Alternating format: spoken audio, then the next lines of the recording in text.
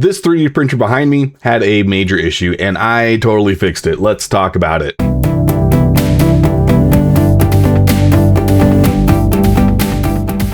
When the SV08, which is the printer behind me, hit the market, it was exciting for a number of reasons. One of those being that Bambu had only recently really started digging a hole for themselves with the open source community. So when we all heard about a CoreXY machine that was fully open source, based on the Voron project and costing less than $1,000, that was pretty big news. Add to that the fact that the newly announced and long-awaited Bambu flagship was not going to be the 350mm cubed printer everyone wanted. This printer was an easy buy. That's not to say it was perfect. My experience was that it was a great printer out of the box, held back by some crippling issues. One of them being that the toolhead board would sometimes overheat and crash the printer. This made for a lot of wasted filament, as the conditions that seemed to make it happen were also the conditions that made me want to use the larger volume of the printer. The longer my SV08 ran, the more likely the toolhead would overheat. Yeah, there's a lot of lost money in filament there. But the next issue was that it did not have eddy current sensing by default. I've fast become a fan of this technology, and I very quickly wanted to get it added to my printer. I did do that, but the results were less than impressive. This is not actually the fault of Sovol, except that it wasn't included by default at launch. Would have been a good option, Sovol, if you're paying attention. Rather, the issue here was that there was not a lot of room in the default toolhead shroud for a sensor suite that Sovol didn't plan on in the first place. I think the maker community did a great job on designing a mount with the space available, but it simply doesn't provide enough retention to be very reliable. And my problem became that the sensor could wiggle and throw off calibration, or the cable could become disconnected during a print and also crash the printer. None of that is Sovol's fault. It's a sensor that wasn't intended for this printer, so why would Sovol provide empty space that would otherwise go wasted? The third issue is Sovol's fault, however. They designed a custom hot end that uses a proprietary nozzle. The irony here is that it is a fully open source printer based on the Voron project. So while, as far as I know, a proprietary nozzle doesn't cause any issues here, it is still annoying. And there's already a wealth of great nozzles that I'd prefer to use over the very generic designs Sovol sells. One of those is the MicroSwiss Flowtech nozzles, which use a diverging flow path to ensure that filament melts quickly and evenly. As a bonus, MicroSwiss makes a Bambu X1C compatible hot end, so if I swapped my SV08 over to the MicroSwiss hot end, I could use the same nozzles for both. And that's exactly what I did. At that point, I had the awesome MicroSwiss hot end with a tool head that overheats and an eddy sensor that wiggles or comes disconnected. Then Sovol released the Sovol Zero. As you can guess from the name, this was based on the Voron Zero, and being that it is itty bitty, it was capable of pumping print speeds extra fast. But what I cared about was the tool head. It seemed that with the Zero, Sovol had fixed the overheating issue, and cooler still, the Zero had eddy sensing built in. So if I simply swapped my SV08 over to the Zero head, all my issues would be fixed, right? Unfortunately, no. While nearly identical in every other way, the Zero toolhead has a filament path that is about 9mm longer than the SV08. As a consequence, the MicroSwiss hot end I had for it was not compatible. And worse still, they do not make a Zero compatible version of the hot end from MicroSwiss. So I can use my eddy sensing and skip overheating, but I can't use the Flowtech hot end I've come to love. What is an engineer to do? The concept here is really simple. If the hardware that I have for the SV08 hot end is too short for the Sovol Zero style of hot end, then I just need to make a spacer to move things down the correct amount so that I can use my MicroSwiss parts. This top section feeds into the cold side of the hot end, the aluminum heatsink, and is held in place by two of the titanium screws that the MicroSwiss comes with. And then the hot end, the actual heater, is held to this lower ring. And this geometry just pushes everything down by the correct amount so that the nozzle ends up at the right height for the Sovol Zero head. Now, why are we using titanium and copper? Well, copper is an excellent thermal conductor, and so any heat that moves along through the nozzle into the copper will get easily displaced into the aluminum heatsink. where it can be dissipated as it's supposed to be. But with the titanium, we actually want something to be very structurally sound, but we don't want it to be a good thermal conductor because then it turns into a kind of heat battery of sorts. We don't want it to heat soak and just keep everything hot. So anything that is coming through the frame piece of the heater core, we don't want that heat to be passing on and leaching away from the heater or just soaking into the aluminum heatsink. We want to stop that heat from traveling that way. So titanium is a poor conductor as far as metals go. And if we cut it thin and keep it as thin as possible, we can limit that thermal conductivity even more. So you can think of it as going from a 8-lane highway, which is the heater core, down to a 1-lane dirt road. That's what we're trying to do here. Now, I don't have any of the parts necessary to make this piece a reality, so that brings us to today's sponsor, PCBWay.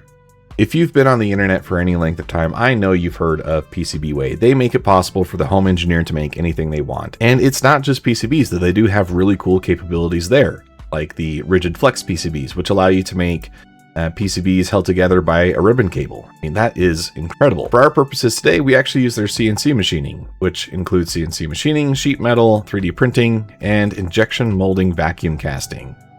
I mean, really, it is incredible to have this level of technology available to someone at home. That is something that did not exist just a few short years ago. For the part that I need here, for a home engineer, it can be a challenge to get something like this made because it is such a small, intricate part. If you ask your buddy who happens to have a CNC machine, it's going to be tough for them to make it worth their time when they're only making one part. But PCBWay makes it possible for the home engineer to make anything that they want. So they were happy to work with me. I'm happy to work with them. If you are a home engineer and you need professional parts, please consider PCBWay for your next project. And if you use my link down in the description, you'll get a little bit of a discount and it'll show PCBWay that this collaboration was worth it. So it's a win-win for both of us. You ever have those days where you've been talking to a camera for minutes on end, disassembling something, and you thought that you hit the record button? No? Just me? All right. I've got this whole thing disassembled so that we can shove this copper insert into the heatsink here. It's a little mangled. I don't know who would have done this, but yeah, someone was a little rough with this heatsink. I don't know who that could have been. Anywho,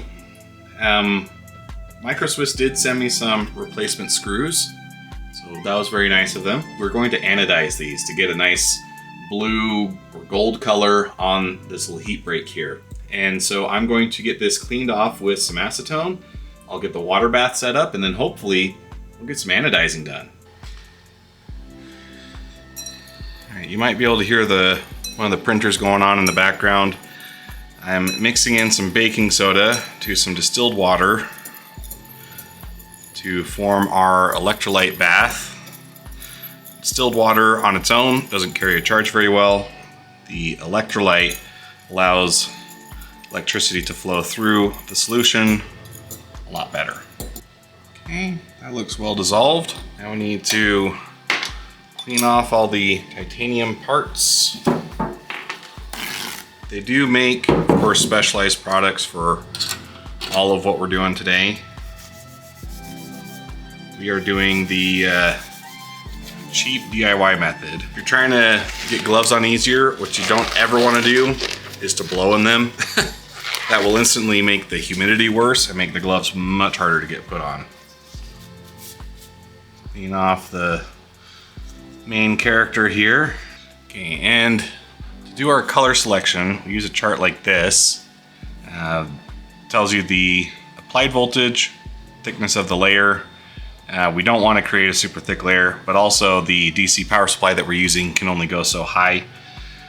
I want to shoot for something in that 35 volt color.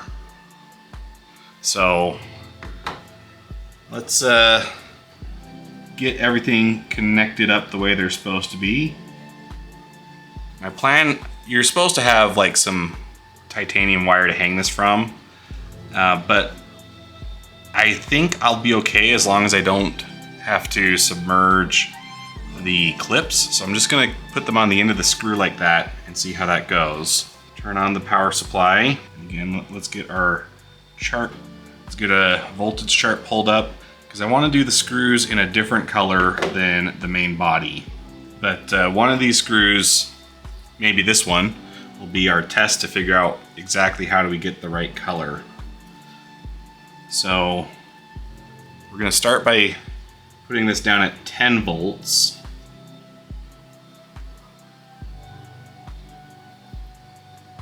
Ooh, we got something happening. I think we have these hooked up in reverse. Because it looks like the plate is turning straw colored, but the screw is sacrificing. That's why it's bubbling. We'll just swap those. Okay, and then I'm gonna disconnect that while I show this to you. There are our two screws. You can see much more of a bronzy straw color on the one we've been testing, much more of a unaffected silvery color on the one that hasn't been done yet. It happens very quick. This is cool. Ooh. I think that's a winner for the color I want the screws to be. Nice bronzy look. I like that a lot. Let's see if we can get more of that screw base. It's disconnected. So you can see that very different color. That is so cool. Oh, I'm loving this. This is fun. All right, so that's 15 volts. We'll keep that one in mind for the other screws we need to do. Look at that. So that's 28 volts. I think that is right where we want to be. So 15 for the screws, 28 volts for our main piece here. Oof. All right, here we go.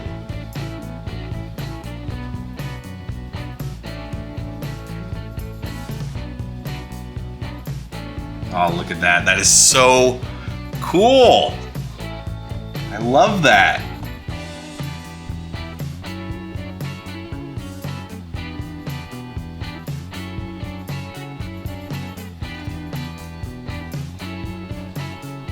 Oh, look at that. That is so pretty. So there you go, at-home anodizing. It's not perfect, right? Like, it could definitely be a little better, but you know, for less than 50 bucks, well, it's probably less than 100. Let's go less than 100, because we did have to get a DC power supply. That is really, really cool. Holy. All right, so to install this on the heat brake, I keep saying heat brake when I mean heat sink. The heat brake is just a small section of the nozzle. But to install this on our heat sink, there we go. Just need to tighten down the now permanently embedded screws. Okay. Look at that. This is so cool, guys. All right, so that's inserted now. I got a little marred up by the face of my vise. I don't have like soft jaws or anything to use, so it was a risk. I knew it would probably happen. Kind of sucks, but it's not a huge deal overall.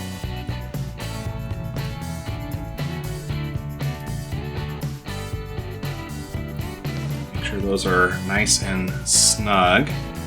Cables need to be on the same side with the cutout for them. And we can do a quick little test by inserting a nozzle.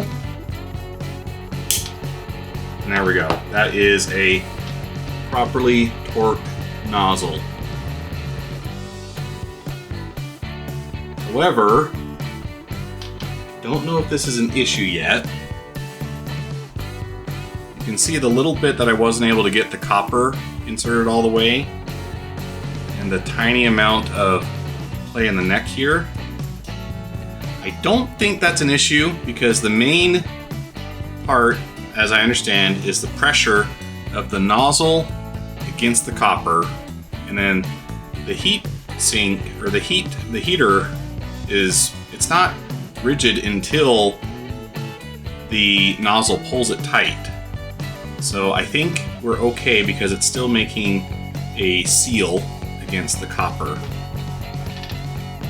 But I think that's where we're just gonna have to try it and find out. Put on the little silicone sock on. And now we completely cover the screws that we fashioned for ourselves. That's a little bit of a shame. Oh well, hindsight's 2020. There you go, guys. That is our custom hot end. This will make it so that we can use our already existing Flowtech Micro Swiss nozzles on a Soval Zero print head that we're going to retrofit onto our Soval SV08. There we go. Everything is installed, and I like how that blue doesn't quite match, but I do like how it kind of nods to the colors of the SV08. Nice little addition, if you ask me. Using a titanium spacer with a extended copper neck, we've now extended the cold side of our hot end 9 millimeters down to make it compatible with the Soval Zero print head. So this is now ready to get installed on the printer. Now we need to actually make some changes to the printer itself to make it compatible with these changes we've just made. Namely, we need to get this mounted onto the gantry. But then I also have some pieces in this little box here. This is a USB to CAN adapter, and this is going to change the communication of our print head from USB as it is currently to CAN. And I think the benefit in this case for the Soval series of printers is it's supposed to have a little bit of a benefit for this thing overheating, because there was an MCU on the board that was prone to overheat during longer prints. Also, we can't use the Soval Zero print head over USB communication. They went to CAN for whatever reason. So this is going to be the bridge between our existing printer and the new tool head. While we watch my life flash before my eyes in the video in the background, we are in what is known as integration hell. The hardware was the easy part. Now we have to get it all to talk to each other, and that means changing the firmware of the Clipper printer, making sure that the USB to CAN communication on the board is actually working. I think the original that I got was dead on arrival, so I ended up using a different one that I had to order. The cables themselves are also important with CAN communication. They need to be a twisted pair. So I needed to swap out the cables, both to improve communication and to reduce weight on the tool head, just to make sure that, hey, we want to get things as fast as possible and as reliable as possible, right? The other thing that I ran into is the resistor values are different between the two different tool heads. And that's probably part of why Micro Swiss does not make their own hot end for the Soval Zero, is that resistor value changes the interpolation that the printer needs to do for setting the temperature of the hot end. I was able to kind of brute force it by approximating the correct resistor value in Clipper, but it's not a perfect solution. This does require me to do quite a bit of filament tuning in order to make sure that the temperatures that I'm using correspond to the filament that I'm using. Big moves here, folks. We are finally extruding some plastic, extruding whatever was left in that nozzle previously. I've got the bed mesh macro working, so I think we're going to do our first test. I still need to pretty up the wiring harness, but I haven't wanted to do that because if I have to take things apart, it kind of defeats the purpose. but we might actually be able to do a benchy tonight. That would be sick. Okay, I've been chasing down an error that I think is caused by the fact that I have the BTT Smart Filament Sensor 2.0 installed. I think I forgot to change that macro over to the new config. So hopefully this will work now. I don't know. Unknown command, bed mesh, calibrate base. Ignoring that, I think I just need to take that line out. The Sovel version of a lot of these files, they have references to what I think are just older Clipper macros that aren't in place anymore. So it should come to the front, squirt out a little bit of hot spaghetti, maybe, but then it should start. It should start doing a purge line in the front, and then it should be rolling on the benchy. I think right now we're just getting to temperature. Here we go. That's going. That's going. It's saying filament encoder, but how do you change that? Yeah, so this was basically my life for upwards of a month, just tracking down error by error during my free time, trying to figure out where each error originates, because they're all stored in different parts of the Clipper firmware. Some of them are going to be in the main printer config. Others are going to be buried in the macros. Either way, you have to track down the exact line that's causing the error to crop up, and you're fighting between the newest version of Clipper and the older, outdated version of the Sovel macros. So nothing really lines up the way that it's supposed to. But at the end of the day, I did get all of these worked out, and in the clip that you'll be seeing right now, we got a benchy going. Well, it's a pretty good looking benchy. Let's take it off the bed.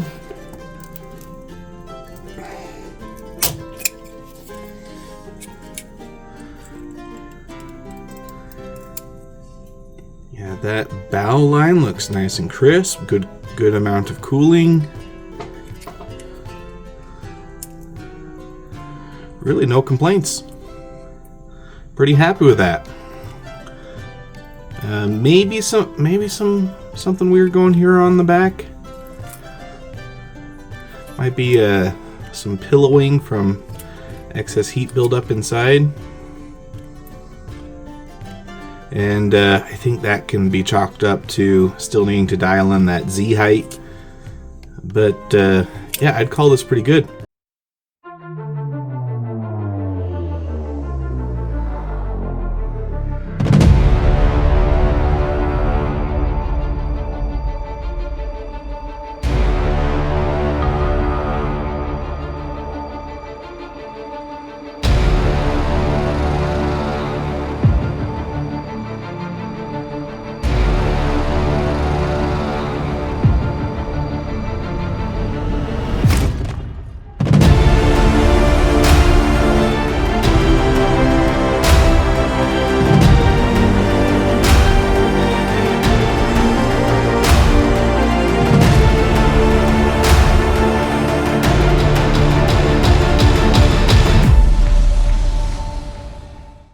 There you have it. My SV08 has a Sovel Zero toolhead, a custom titanium heat break extender, and a copper neck to make it so that it can use the MicroSwiss Flowtech hot end. Probably the only printer in the world using this exact combination of hardware. That's kind of the beauty of open source Voron-based projects. The only thing that could really dampen my mood would be to find out that Sovel releases a SV08 compatible eddy sensor or something like that.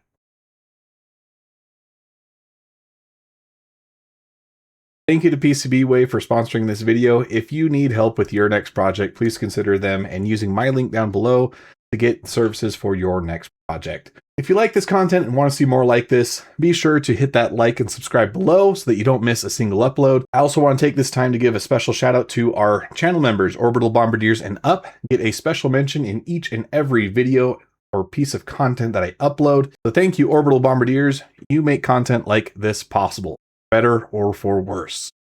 Till next time, this is Odd Job Entertainment, signing off.